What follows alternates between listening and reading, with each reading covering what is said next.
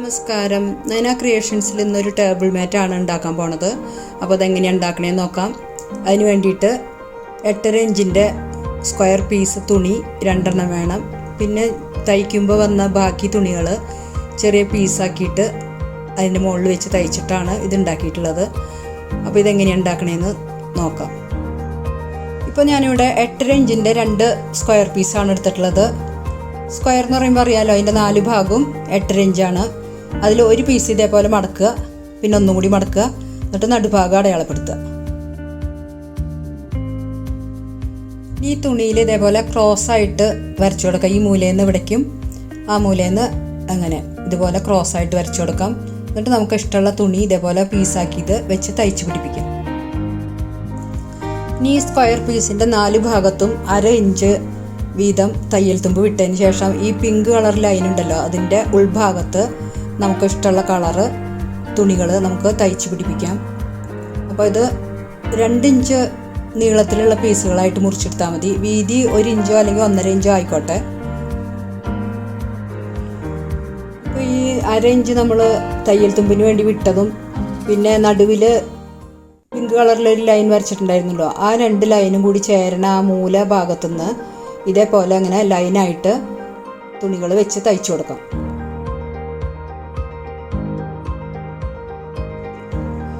ഇപ്പോൾ ഒരു ലൈൻ ഫുള്ളായിട്ട് തയ്ച്ച് കഴിഞ്ഞിട്ടുണ്ട്. ഇനി അടുത്ത ലൈൻ നമുക്ക് തിരിച്ച് വെച്ചിട്ട് ഈ പിങ്ക് കളറ് ലൈനിൻ്റെ മുകളിൽ കൂടെ കുറച്ച് തയ്ച്ചതിന് ശേഷം ഈ ആദ്യം തയ്ച്ച ലൈൻ ആ തുണി ഇങ്ങനെ കൈകൊണ്ട് ഇതേപോലെ മടക്കി വെച്ചതിന് ശേഷം വേറെ പീസുകൾ ഒരു 1/2 ഇഞ്ച് വിട്ടിട്ട് ഇതേപോലെ തയ്ച്ചു കൊടുക്കാം. അതിന് ശേഷം അറ്റത്തെത്തി കഴിയുമ്പോൾ ഇതേപോലെ തന്നെ തിരിച്ച് കൈകൊണ്ട് മടക്കി പിടിച്ചിട്ട് തയ്ച്ചു കൊടുക്കാം. അപ്പോൾ അടുത്ത ലൈനും തുണി ഇതേപോലെ തയ്ച്ചിട്ട് ഈ പിങ്ക് ലൈനിൻ്റെ അവിടെ വരെ എത്തിയിട്ടുണ്ട്. ഈ പിങ്ക് ലൈനിൻ്റെ അവിടെ എത്തുമ്പോൾ നമ്മൾ ആ പിങ്ക് ലൈൻ വരെ നമുക്ക് തയ്ച്ചാൽ മതി.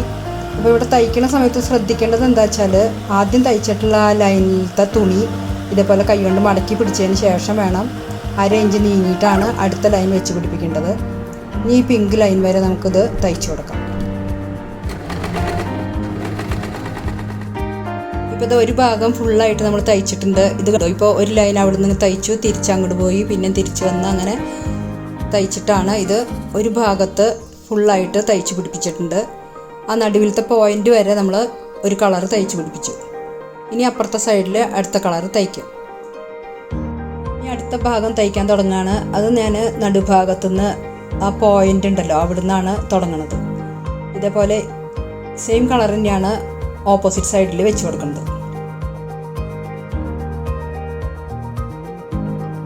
ഇപ്പോൾ രണ്ടാമത്തെ ഭാഗവും തയ്ച്ചു കഴിഞ്ഞ് മൂന്നാമത്തെ ഭാഗമാണ് ഇപ്പോൾ തയ്ക്കണത്.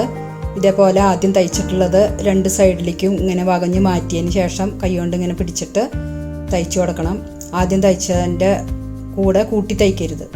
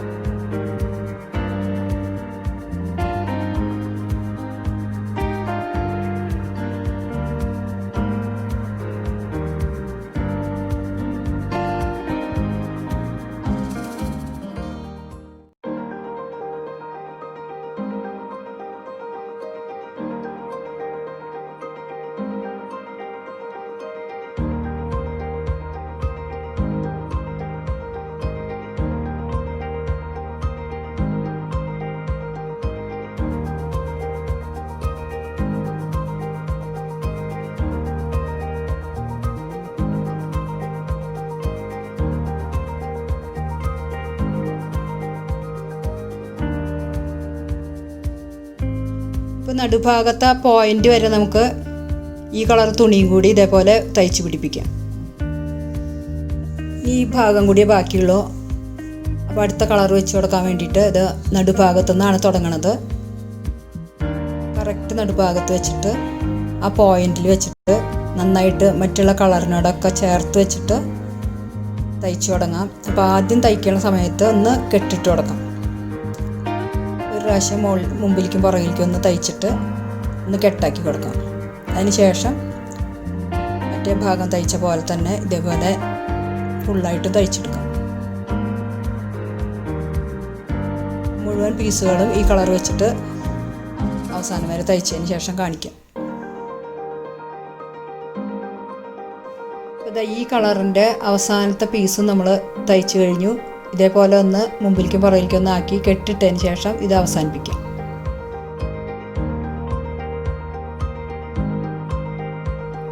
ഇപ്പോൾ നമ്മൾ തയ്ച്ച് അവസാനിപ്പിച്ചു. ഈ തയ്ച്ചതിൻ്റെ നല്ല വശവും നമ്മൾ ഒരു സ്ക്വയർ പീസും കൂടെ വെട്ടിയിട്ടുണ്ടായിരുന്നല്ലോ, അതിൻ്റെ നല്ല വശവും കൂടെ ചേർത്ത് വെച്ചിട്ട് ഇതേപോലെ നമ്മൾ തുണി വെച്ച് തയ്ച്ചിട്ടുള്ളത് ഉള്ളിലേക്ക് ഇങ്ങനെ മടക്കി പിടിച്ചതിന് ശേഷം ഈ 1/2 ഇഞ്ച് തയ്യൽ തുമ്പ് ഇട്ടിട്ടുണ്ടായിരുന്നല്ലോ, അതും മറ്റേ സ്ക്വയർ പീസും കൂടി ഇതേപോലെ ചേർത്ത് വെച്ചിട്ട് ഇതേപോലെ തയ്ച്ചു തുടങ്ങാം. അപ്പോൾ ആദ്യം തന്നെ ഒന്ന് മുമ്പിലേക്കും പുറകിലേക്കും ഒന്ന് തയ്ച്ച് കെട്ടാക്കിയതിന് ശേഷം വേണം തയ്ച്ചു തുടങ്ങാൻ. ഇപ്പം 3 സൈഡും തയ്ച്ചതിന് ശേഷം 4ാമത്തെ സൈഡ് കുറച്ച് ഭാഗം ഒന്ന് തയ്ക്കാണ്ട് വിടണം. അപ്പോൾ ഈ കളറും മുഴുവനായിട്ട് തയ്ച്ച് കഴിയാൻ പോവുകയാണ്. ഇനി ഒരു ലൈനും കൂടി വെച്ച് കഴിഞ്ഞാൽ ഇത് അവസാനിപ്പിക്കും. 1-2 ലൈനും കൂടി തയ്ക്കേണ്ടി വരും. ഇത് 3ാമത്തെ സൈഡ് തയ്ച്ച് കഴിയാറായി. അപ്പോൾ ഇത് അവസാനം ഇത് മൂല തിരിക്കണത് എങ്ങനെയാണെന്ന് കാണിക്കാം. ഇതേപോലെ ചേർത്ത് പിടിച്ചിട്ട് ഈ മൂല എത്തുമ്പോൾ സൂചി അടിയിലേക്ക് ഇങ്ങനെ താത്തി വയ്ക്കുക.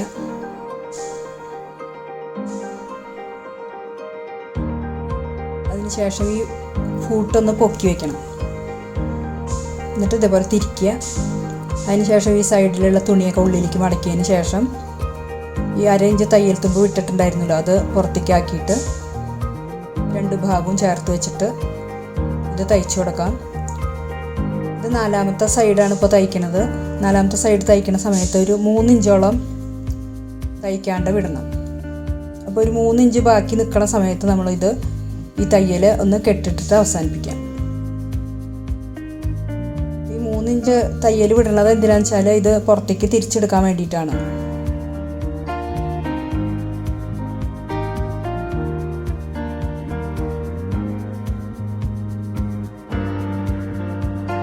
കണ്ടു, 3 ഇഞ്ച് ഇട്ടിട്ട് തയ്ച്ച് അവസാനിപ്പിക്കണം.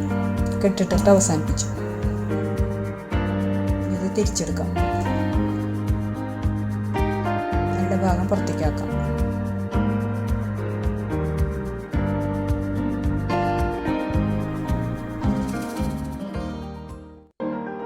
അടിപൊളി മാറ്റ് റെഡിയാവും. ഇപ്പോൾ ഒരു ചെറിയൊരു ടേബിൾ മാറ്റ് തയ്ച്ചു കഴിഞ്ഞിട്ടുണ്ട്. ഇനി ബാക്കി ആ പുറത്തേക്ക് എടുക്കാൻ വേണ്ടി നമ്മൾ തയ്ക്കാണ്ട് വിട്ട ഭാഗം ഉണ്ടല്ലോ, ആ ഭാഗം നമുക്ക് സൂചി നൂലും വെച്ചിട്ട് ഇതേപോലെ ഒന്ന് തയ്ച്ചെടുക്കാം. ഇപ്പോൾ തയ്യൽ മെഷീൻ ഇല്ലാത്തവർക്കും ഇങ്ങനെ ഒരു ഇത് തയ്ച്ചെടുക്കണം എന്ന് ആഗ്രഹമുള്ളവരാണെന്നുണ്ടെങ്കിൽ ഈ വീഡിയോ 1-2 പ്രാവശ്യമെങ്കിലും ഒന്ന് കണ്ടു നോക്കുക. അതിനുശേഷം ഇത് മെഷീനിൽ തയ്ച്ച അതേപോലെ തന്നെ നമുക്ക് ഇതേപോലെ ഒരു തുണി എടുക്കുക, ചെറിയ ചെറിയ പീസുകൾ വെക്കുക, എന്നിട്ട് അത് കൈകൊണ്ട് നമുക്ക് തയ്ച്ചെടുക്കാവുന്നതേ ഉള്ളൂ. പിന്നെ ഇപ്പോൾ തയ്ക്കാത്ത ആൾക്കാരൊക്കെ ആണെന്നുണ്ടെങ്കിൽ പഴയ ബ്ലൗസോ അങ്ങനെയുള്ള എന്തെങ്കിലും തുണികൾ ഉണ്ടാവുമല്ലോ, അത് ഇതേപോലെ ചെറിയ പീസാക്കിയിട്ട് നമുക്കിതേപോലെ തയ്ച്ചെടുക്കാം. അപ്പോൾ എല്ലാവരും ഒന്ന് ട്രൈ ചെയ്ത് നോക്കിക്കോളൂ. ഇതേപോലെ നമ്മൾ തയ്ക്കുന്ന സമയത്ത് എല്ലാം ഒന്നും ഒരേ നീളമായിരിക്കില്ല, ചിലതിന് നീളം കൂടുതലുണ്ടാവും. അപ്പോൾ ഇതേപോലെ ഒന്ന് ട്രിം ചെയ്ത് കൊടുത്താൽ മതി. ഈ വീഡിയോ എല്ലാവർക്കും ഇഷ്ടമായി എന്ന് വിചാരിക്കുന്നു. എൻ്റെ ഈ ചാനൽ സബ്സ്ക്രൈബ് ചെയ്യാത്തവരുണ്ടെങ്കിൽ ഒന്ന് സബ്സ്ക്രൈബ് ചെയ്തോളൂ. പിന്നെ ഈ വീഡിയോ ഇഷ്ടപ്പെടുകയാണെന്നുണ്ടെങ്കിൽ ഒന്ന് ലൈക്ക് ചെയ്തോളൂ. ഷെയർ ചെയ്യാൻ നിങ്ങളുടെ ഫ്രണ്ട്സിനൊക്കെ ഒന്ന് ഷെയർ ചെയ്ത് കൊടുത്തോളൂ. ഇത് അടിപൊളി ടേബിൾ മാറ്റ് റെഡി ആയിട്ടുണ്ട്. ഇത് നമുക്ക് വലിപ്പം കൂട്ടിയിട്ടും തയ്ച്ചെടുക്കാം, നീളം കൂടി വീതി കുറഞ്ഞിട്ട് തയ്ച്ചെടുക്കാം. പിന്നെ ഡോർമാറ്റായിട്ടും ഇതേപോലെ തന്നെ തയ്ച്ചെടുക്കാൻ പറ്റും. ഇനി അടുത്ത ഒരു അടിപൊളി വീഡിയോ ആയിട്ട് വീണ്ടും കാണാം. എൻ്റെ ഈ ചാനൽ കണ്ട എല്ലാവർക്കും നന്ദി, നമസ്കാരം.